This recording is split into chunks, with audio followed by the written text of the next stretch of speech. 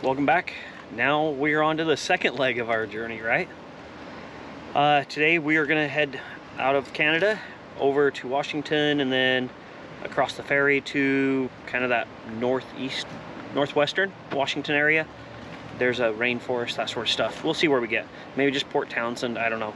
Just trying to get everything ready so we can get across the border and get moving finally. So, the fun part.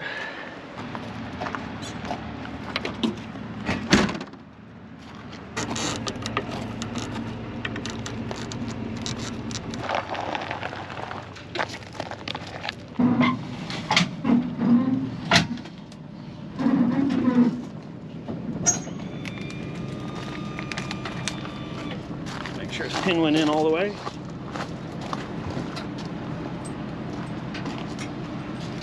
Are you doing your safety chain through your pin? I just usually put it in.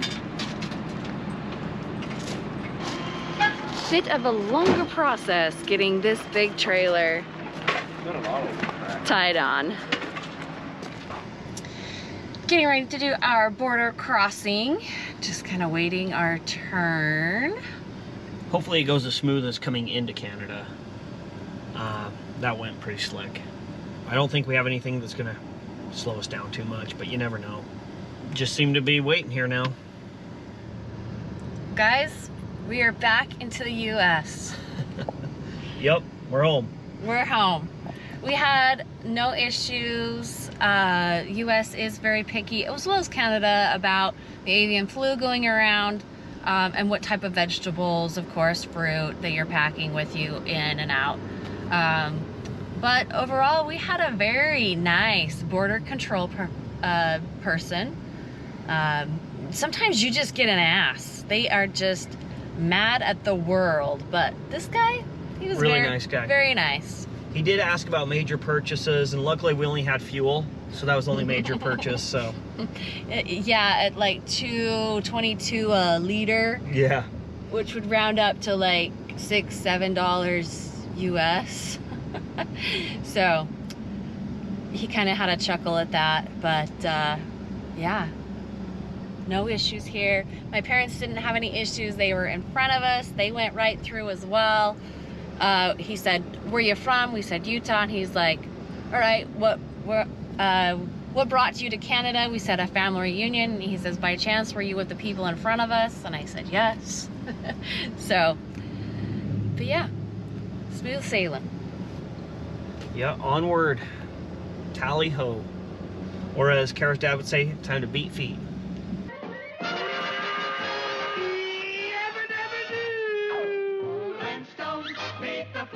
We have to go over and catch a ferry now. First time loading onto a ferry. Kara's done this, but it's been years. But first time for me. It's kind of interesting. So we are at the Edmonds, right? Edmonds to Kingston. Yeah, Edmonds Ferry, or Edmonds Port, or whatever. Should be a quick little jaunt across. We've been waiting for about 45 minutes. From what we could see, this was kind of the quickest route. Gets us over on the peninsula, and then on to find a place to stay for the night. Guess we're going against the wall.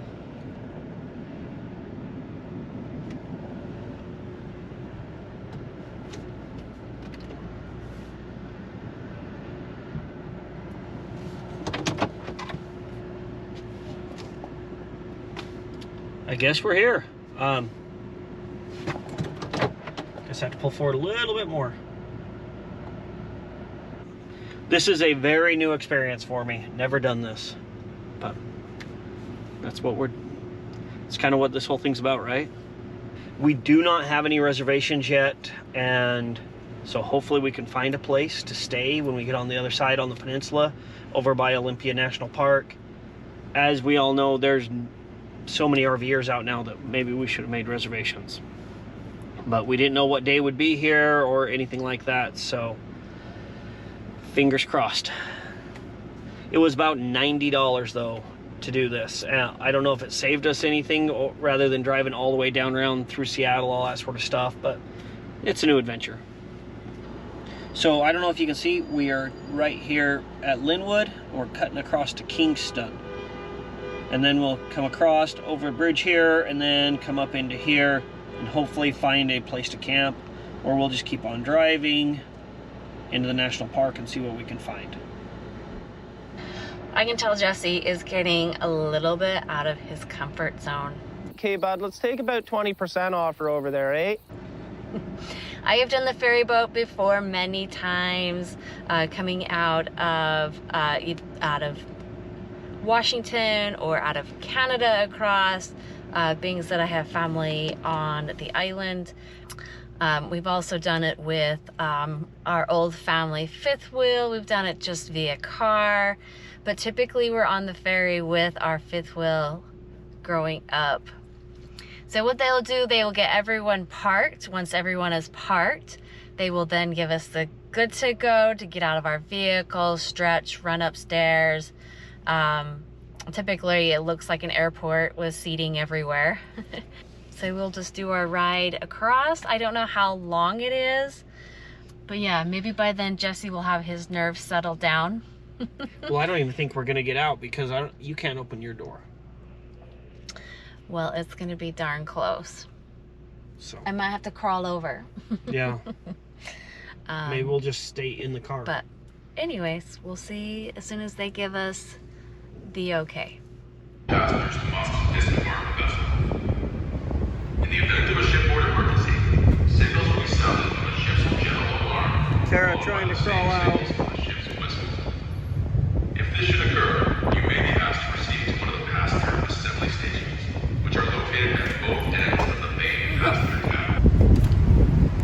On the ferry, crossing over, decided might as well make some sandwiches, so Kara is getting after it. So nice having the bean, this rear hatch kitchen.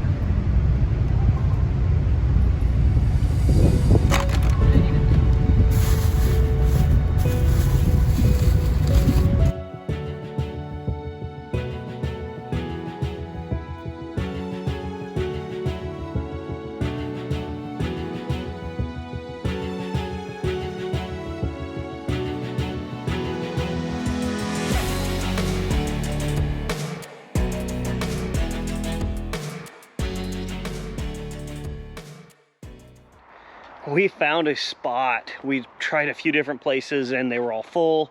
We even called Washington State Parks. They weren't much help. And we just started going from place to place to place. And we are at, I think it's called Sequiam State Park. S-E-Q-U-I-M.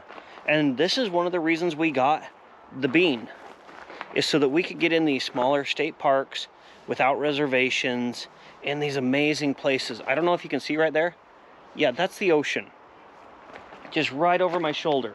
There is no way we would have ever got our fifth wheel in here. Just gorgeous.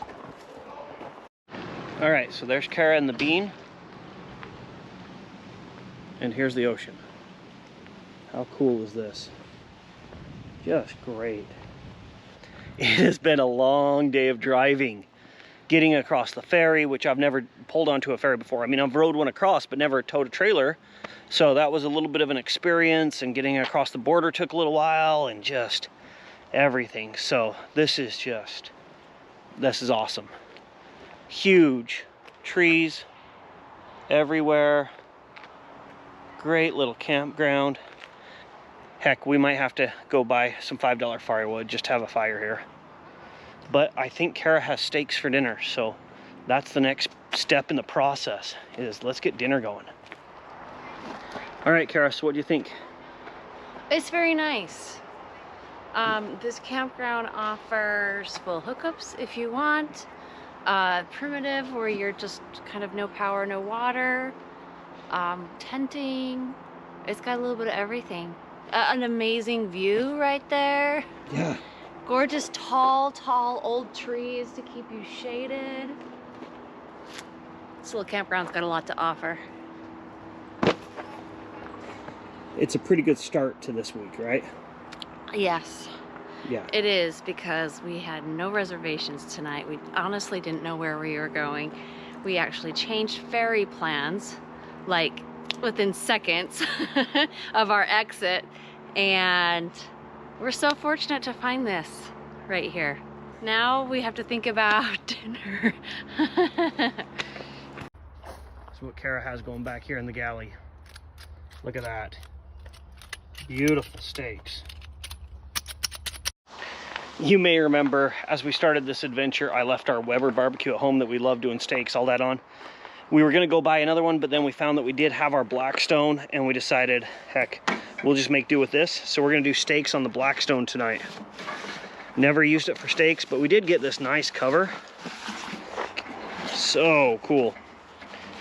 Such a nice cover. It helps keep everything organized and protected, and most of all, clean. We are just coming to an end here in our evening, just taking in this gorgeous view. Yeah, just amazing. Yes. This is why we bought the bean, is to do this. Ah, so cool. If we had anything bigger, it would be a tough squeeze. Yeah, it would have been between difficult. the truck and the trailer to fit in a campsite. So we are very lucky to have the bean to be able to take the opportunity to come to this state park. This is Sequim Bay or something like that. We'll type it at the bottom here. Yeah. If you get a chance and you have, want to come try it, it's beautiful. Oof, beautiful. Just give you a little perspective here. Guy's got his drone out right there. He's gonna have some incredible footage. He is way more daring than I am. But the sun is about to get setting here. To end our day. Yeah, but you can see marina right there. Homes out along. Homes along the shoreline right there. Sailboat. Just saw some kayakers come in. I think they're gonna take sail. Another little marina out there. Quite a few possible boat tours in this area, sailing opportunities. It's a nice little bay right here to play in. And I think tomorrow we might sleep in a little bit because this is the first time we've had a cool evening. Oh yeah, We've been over 100 degrees every day. Every day, just sweating, humidity. We're so not used to that. I've actually got my long sleeves on tonight. Yeah. So first I'm time. about to put mine on. Yeah, first time in a long time. So it's gonna be. Sorry, get distracted by the drone. It might get a little chilly for us here, so it'll be wonderful. We might just throw the big quilt on and enjoy the evening. For sure. All right, guys. Thank you for enjoying this episode and enjoy your weekend.